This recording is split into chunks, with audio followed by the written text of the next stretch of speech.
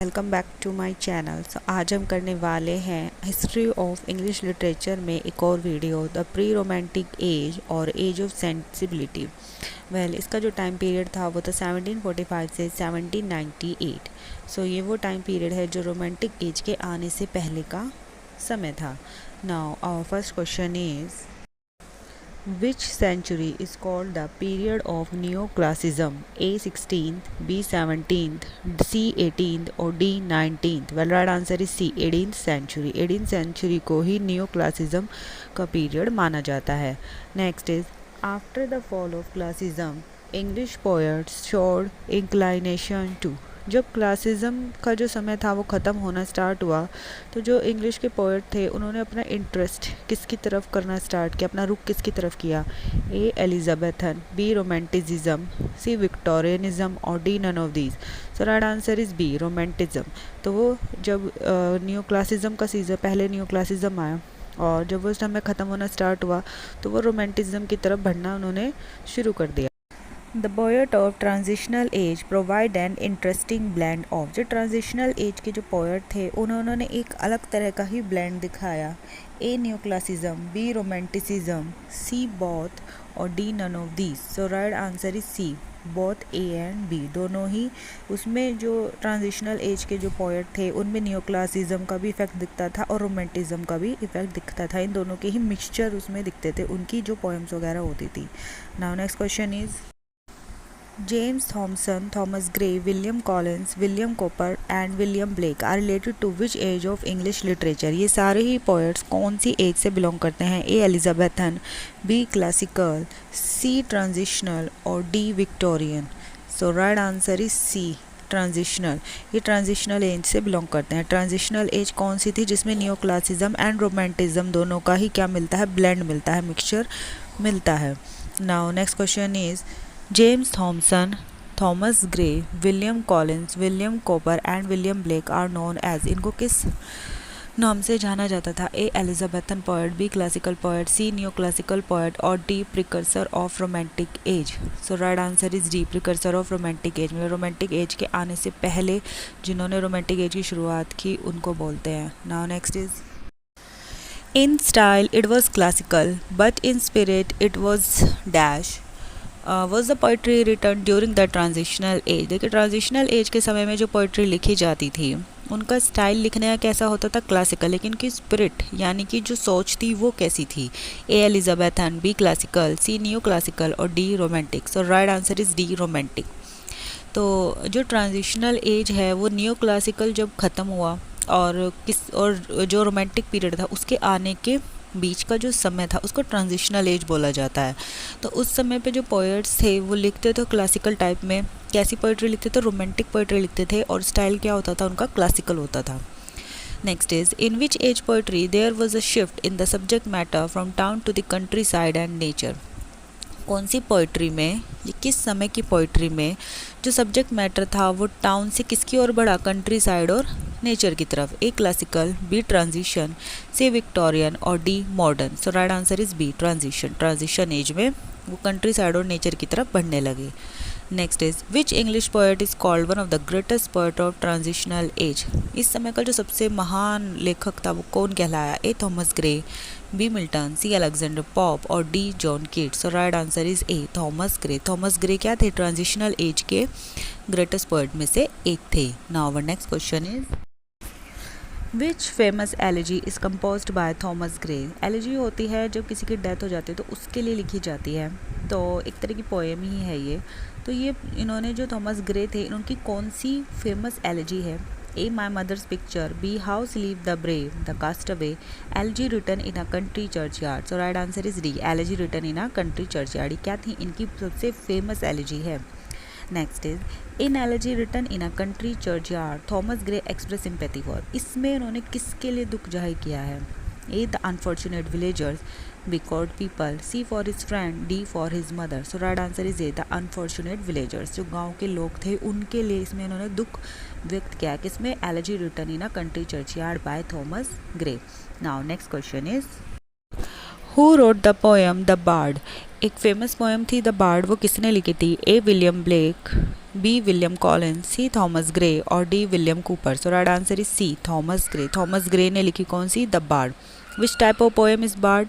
और ये जो द बार्ड थी ये किस टाइप की पोएम थी? A elegy, B sonnet, C ode और D epic. So right answer is C ode, ये एक ओड था। Next is which type of ode is the bard? जो ये बार्ड है ये कौन सा ओड था, मतलब इसे लिखने का कौन सा स्टाइल था? A Pindaric ode, B Horatian ode, C Italian ode और D none of the. So right answer is A Pindaric ode, ये एक पिंडेरिक ओड था।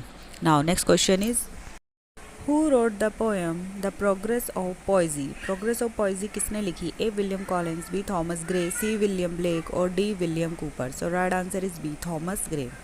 Next is which figure of speech is mostly used by Thomson Gray in his poem Elegy Written in a Country Churchyard? जब उन्होंने ये लिखी थी poem elegy written in a country churchyard, इसमें कौन सी फिगर ऑफ स्पीच का सबसे ज़्यादा यूज़ किया थॉमस ग्रे ने? ए सिमली, बी मेटाफर, डी एपिस्ट्रॉफ और D personification. So right answer is D personification. Personification क्या होता है? कोई भी नॉन लिविंग थिंग या जो चीज़ जीवित नहीं है उसको किसके रूप में दिखाना? इंसानों के रूप में दिखाना, उसको बोलते हैं personification. Now next question is in which poem the line the path of glory lead but to the grave occur? ये लाइन कौन सी पोएम की है? A elegy written in a country churchyard, B the band, C ode to simplicity और D none. So right answer is A elegy written in a country churchyard कि the path of glory lead to the grave occur. Next is for which type of poem William Collins is famous? देखिए इस समय के एक और poem थे William Collins, वो अपनी किस पोएम के लिए सबसे ज़्यादा फेमस थे? A elegy, B ode, C sonnet और D epic. So right answer is B ode, वो ऑड लिखने के लिए सबसे ज़्यादा क्या थे? अपना फेमस थे। Next is who compose the poem ode to evening? ये ऑड टू इवनिंग पोएम जो है वो किसने कंपोज की थी? A Thomas Gray, B William Cowper, C William Collins और D William Blake. So right answer is C William Collins. William Collins से कौन सी पोएम लिखी थी? Ode to evening. Next is who wrote the poem ode to simplicity? Ode to simplicity किसने लिखी थी? A Thomas Gray, B William Cowper, C William Collins और D William Blake. So right answer is C William Collins.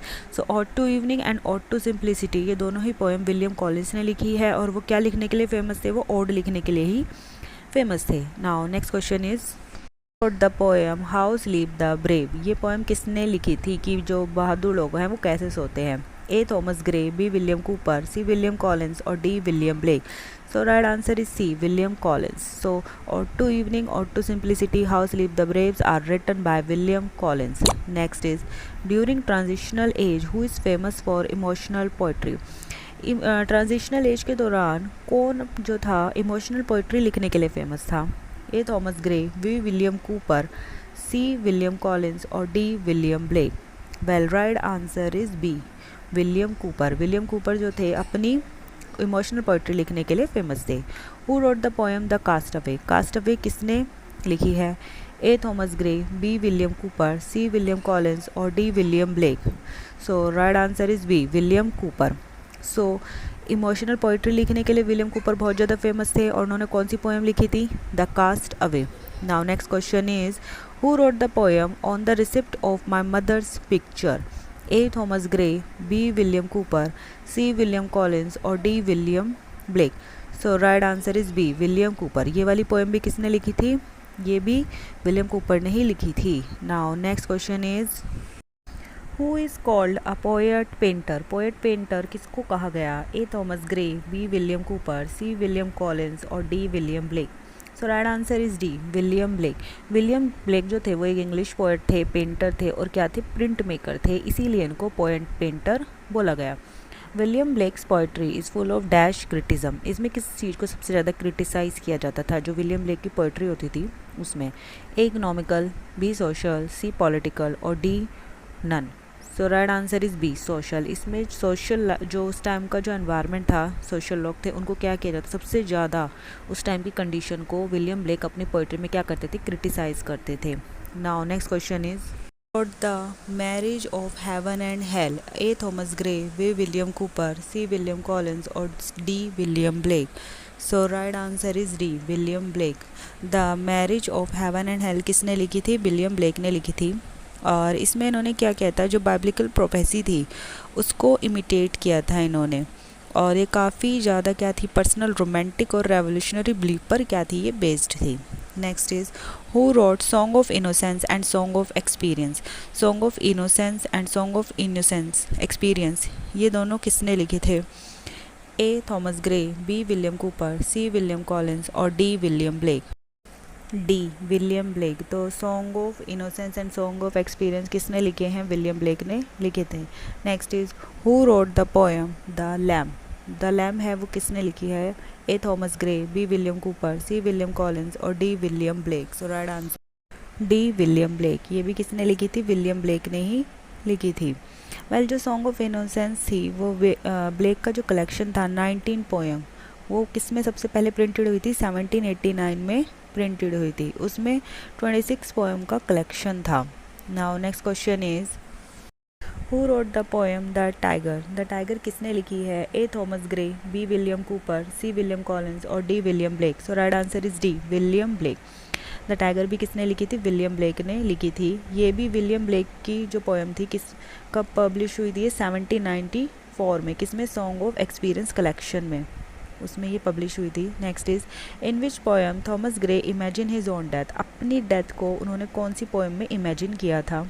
A an elegy written in a country churchyard, B progress poesy, C both और D none. So right answer is A elegy written in a country churchyard. उसमें जो Thomas Gray थे वो क्या करते हैं? अपनी ही मौत को इमेजिन करते हैं। So this is my last question. Thank you for watching my videos. Please like and subscribe. Thank you.